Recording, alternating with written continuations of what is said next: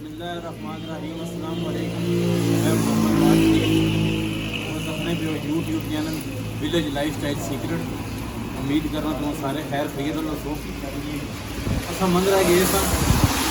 मंदिर वापसी तो जनाब बारिश बहुत तेज़ होएगी ऐ तक ही सकने तुम बारिश वाला माहौल भी तो रस्ते तो असं रुकना पे गया और नाल स्टाप है चाह शाह पीनी पेंगी चाह भी अस पीन लगे जी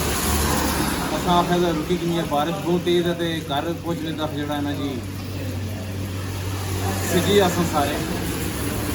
बहुत मज़ा असना पाया इस तरह ही रहना पे जी दोबारा सर्दियाँ आ गई क्यों जी मजीद साहब सुनाओ मज़ा आ रहा जी इंजॉय कर रहे हैं बारिश की चंगा ही होगी इतना दही रहा नहीं तो कह तक पहुँचे सीधी के शाम ये तो गल है क्या बड़े मजे में बना रहे हैं कश्मीर होटल में वाह जी वाह कश्मीर होटल है जी वो ज़बरदस्त क्या है बड़े क्या है मसला ये मूड है कि घर देखिए पकौड़े थोड़े बनाइए तो जनाब आज सर्दी जो है ना इंजॉय करिए बड़े